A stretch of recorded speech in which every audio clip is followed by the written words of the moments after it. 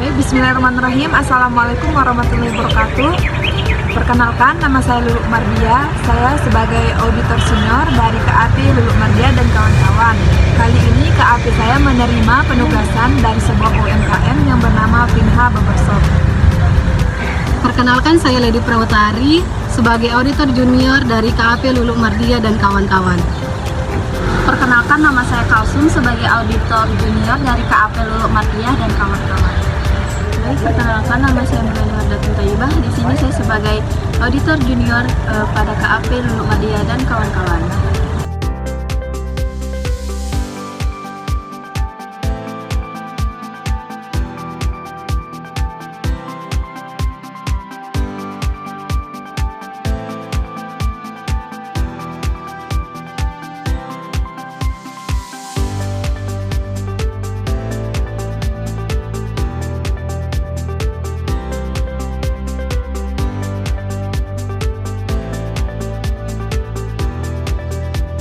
Setelah kami melakukan wawancara dengan owner Finha Barbershop, kami menemukan beberapa risiko audit. Yang pertama yaitu inherent risk atau risiko bawaan, merupakan risiko terjadinya salah saji material dalam laporan keuangan sebelum mempertimbangkan pengendalian internal. Yang kedua yaitu control risk atau risiko pengendalian, yang merupakan risiko bahwa kesalahan atau salah saji material tidak terdeteksi atau tidak dicegah oleh sistem pengendalian internal entitas. Yang ketiga itu detection risk atau risiko deteksi, merupakan risiko bahwa auditor tidak mendeteksi kesalahan atau salah saji material yang ada meskipun telah melakukan prosedur audit. Kemudian di sini ada hasil perhitungan penilaian risiko audit yang dimana DR-nya sebesar 9%. Artinya DR 9% tersebut berarti auditor perlu merancang prosedur audit sedemikian rupa agar risiko deteksi tidak melebihi angka tersebut. Semakin kecil risiko, semakin ketat prosedur audit yang harus dilakukan auditor, begitupun sebaliknya. Selanjutnya, materialitas. Jadi modal awal barbershop ini yaitu sebesar 35 juta dan kisaran omsetnya selama setahun berada di kisaran 27.500.000.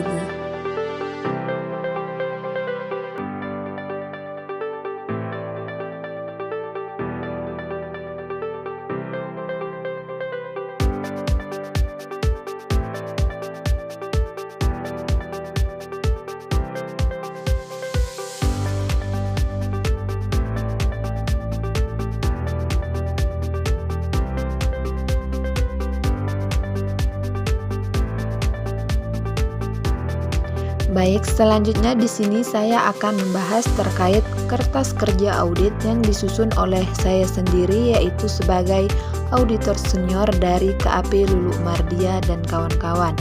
Di sini ada beberapa langkah kerjanya, di antaranya yang pertama yaitu menetapkan tanggung jawab siapa yang mengelola kas harian. Jawabannya itu iya. Karena pengelolaan kas harian dilakukan oleh Rizky Aziz yang merupakan karyawan sekaligus orang yang bertanggung jawab mencatat serta mengelola arus kas masuk dan keluar.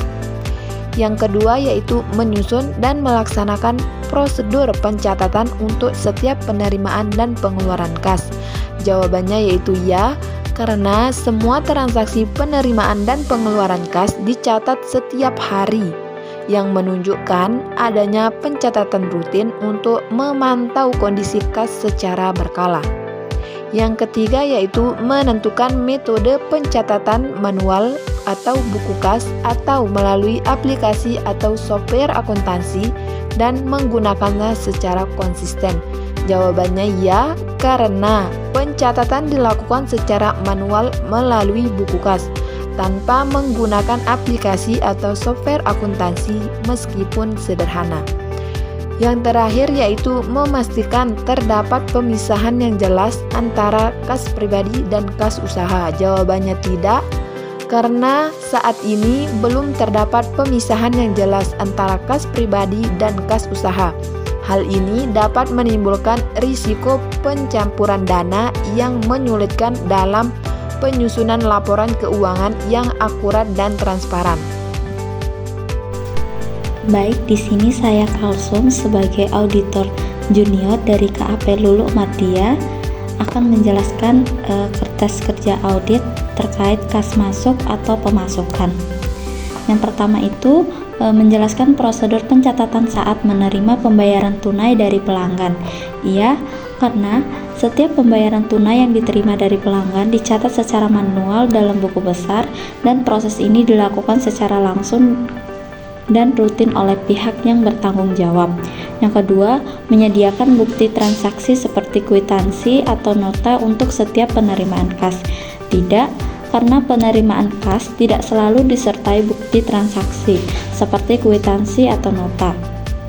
Hal ini berpotensi menimbulkan masalah dalam hal validitas pencatatan. Yang ketiga, mencatat dan mengklasifikasikan pembayaran dari pelanggan yang dilakukan melalui transfer bank atau metode non-tunai lainnya. Iya, karena beberapa pelanggan melakukan pembayaran melalui transfer bank atau metode non-tunai lainnya, menunjukkan bahwa usaha telah mulai menerima pembayaran digital meskipun pencatatannya tetap dilakukan secara manual. Yang keempat, melakukan penyetoran seluruh penerimaan kas ke bank secara rutin dan terdokumentasi. Tidak, karena penyetoran kas ke bank tidak dilakukan secara rutin, melainkan hanya ketika jumlah kas sudah mencapai batas yang ditentukan.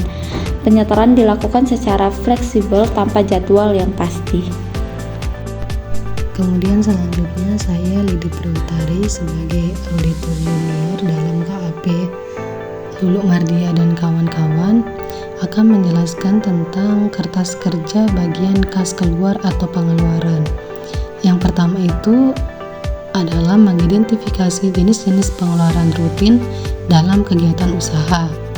Ya, karena jenis pengeluaran rutin mencakup biaya listrik, sewa tempat, dan pembelian bahan yang digunakan untuk operasional barbershop.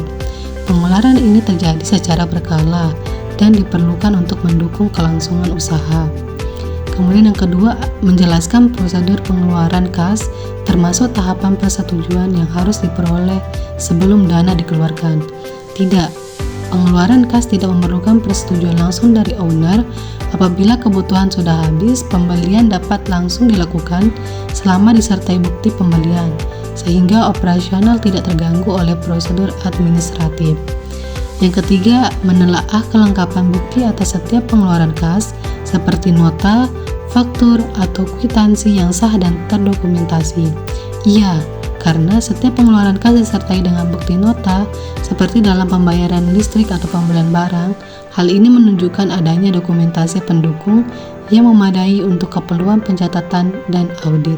Di sini saya sudah menyusun kertas kerja auditnya. Yang pertama yaitu menelaah apakah pernah terjadi selisih antara saldo kas dalam pencatatan dengan kas fisik atau saldo rekening bank.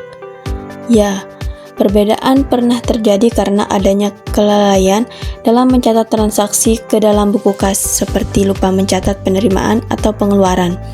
Kesalahan tersebut biasanya diketahui saat dilakukan pengecekan atau rekonsiliasi. Yang kedua, mengidentifikasi pihak yang bertanggung jawab dalam pengecekan ulang dan pengawasan atas pencatatan transaksi kas. Ya, pencatatan transaksi kas diawasi oleh Ricky Aziz yang merupakan pegawai sekaligus tangan kanan dari pemilik usaha. Ia berperan dalam memastikan pencatatan dilakukan dengan benar meskipun masih secara manual. Yang ketiga, mengevaluasi apakah telah dilakukan rekonsiliasi secara rutin antara catatan kas dengan mutasi rekening bank. Ya, rekonsiliasi antara catatan kas dan rekening bank pernah dilakukan, meskipun tidak dijelaskan secara rinci seberapa seringnya. Rekonsiliasi ini penting untuk memastikan kesesuaian antara catatan manual dan saldo real di bank. Selanjutnya dari audit yang kita lakukan terhadap barbershop, terdapat beberapa temuan yang kita temukan. Di antaranya yang pertama yaitu sistem pencatatan kas. UMKM ini masih menggunakan pencatatan manual untuk semua transaksi kas masuk dan keluar, sehingga dapat terjadi kecurangan pencatatan oleh karyawan karena tidak ada bukti transaksi berupa nota. Yang kedua yaitu pengendalian internal. Ditemukan pengendalian internal yang tidak efektif karena tidak terdapat pemisahan fungsi antara pencatat kas dan pemegang kas, sehingga dapat terjadi kecurangan dalam mencatat kas, serta owner tidak melakukan perhitungan fisik kas secara berkala. Yang ketiga yaitu penerimaan kas. Penerimaan kas ini yaitu seluruh penerimaan dari pelanggan dicatat baik untuk pembayaran tunai maupun pakai kris. Akan tetapi terdapat beberapa keterlambatan pencatatan untuk transaksi non-tunai. Dan yang terakhir di sini yaitu ada pengeluaran kas, di mana pengeluaran kas ini seperti pembayaran gaji dilakukan tunai setiap akhir bulan, akan tetapi tidak ada dokumen pendukung formal seperti slip pembayaran atau tanda terima. Selanjutnya di sini yaitu laporan auditor independen. Kepada pemilik Vin Barbershop di Mataram, kami telah mengaudit laporan keuangan Vin Barbershop yang terdiri dari neraca per 31 Desember 2024, serta laporan laba rugi, laporan perubahan ekuitas, dan laporan arus kas untuk tahun yang berakhir pada tanggal tersebut, serta catatan atas laporan keuangan yang mencakup kebijakan akuntansi signifikan dan informasi penjelasan lainnya. Laporan keuangan adalah tanggung jawab manajemen perusahaan. Tanggung jawab kami adalah pada pernyataan atas laporan keuangan berdasarkan audit kami. Kami melaksanakan audit kami berdasarkan standar auditing yang berlaku umum di Indonesia. Standar tersebut mengharuskan kami merencanakan dan melaksanakan audit untuk memperoleh keyakinan memadai bahwa laporan keuangan bebas dari salah saji material. Audit kami melibatkan pelaksanaan prosedur untuk memperoleh bukti audit tentang angka dan pengungkapan dalam laporan keuangan. Prosedur yang dipilih bertanggung pada pertimbangan auditor, termasuk penilaian atas risiko salah saji material dalam laporan keuangan. Dalam melakukan penilaian risiko tersebut, auditor mempertimbangkan pengendalian internal yang relevan dalam penyusunan laporan keuangan oleh entitas, namun bukan untuk menyatakan opini atas efektivitas pengendalian internal entitas. Audit juga mencakup evaluasi atas ketepatan kebijakan akuntansi yang digunakan dan kewajaran estimasi akuntansi yang dibuat oleh manajemen, serta evaluasi atas penyajian laporan keuangan secara keseluruhan. Menurut opini kami, laporan keuangan Vin Barbershop menyajikan secara wajar dalam semua hal yang material. Posisi keuangan Vin Barbershop per 31 Desember 2024 serta kinerja keuangan dan arus kasnya untuk tahun yang berakhir pada tanggal tersebut sesuai dengan prinsip akuntansi yang berlaku umum di Indonesia untuk entitas UMKM. Meski terdapat kelemahan dalam sistem pengendalian internal dan pencatatan, serta keseluruhan laporan keuangan yang disusun oleh manajemen menyajikan posisi keuangan dan hasil operasional secara wajar sesuai dengan prinsip akuntansi UMKM. Mataram, 5 Juni 2025, KAP Lulu Mardia dan kawan-kawan auditor independen.